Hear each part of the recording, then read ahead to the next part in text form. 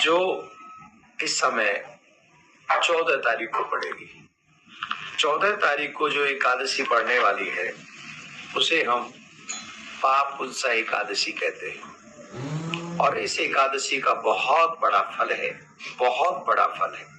श्री कृष्ण कहते हैं, हे कुंती नंदन, अश्विनी मास के शुक्ल पक्ष की एकादशी का नाम पापुंसा एकादशी है। इसका व्रत करने से सभी पाप नष्ट हो जाते हैं और यह व्रत करने वाला अक्षय पुण्य को प्राप्त करता है।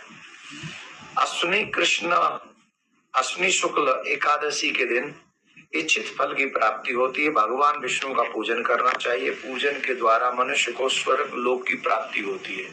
इस दिन ब्रह्ममुहूर्त में उठे, स्नान करे, स्नान के बाद में संकल्प ले कि मैं एकादशी का व्रत करूंगा।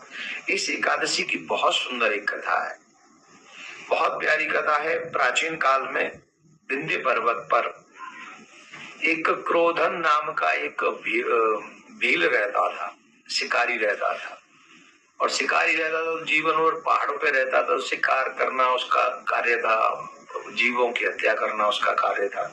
उसी कार्य को वो करता रहता था, जिसके कारण जीवन पर्यंत उसने सिवाय पाप के कोई और कार्य नहीं किया था।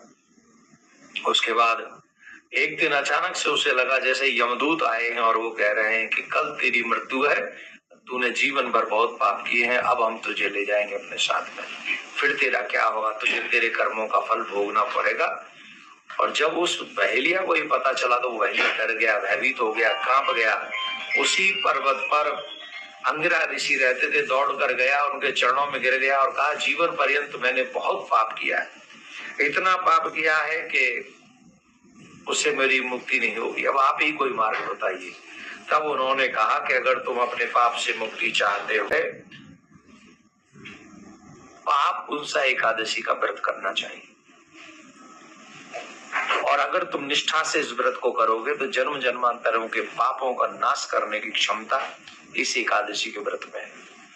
ऋषि के कहने से उसने वो व्रत किया और व्रत करने पर जब वो दिन निकल गया और यमराज के दूत आए तो उसकी सदगति हुई देखकर, उसका कल्याण हुआ देखकर वो आश्चर्य में पड़ गए।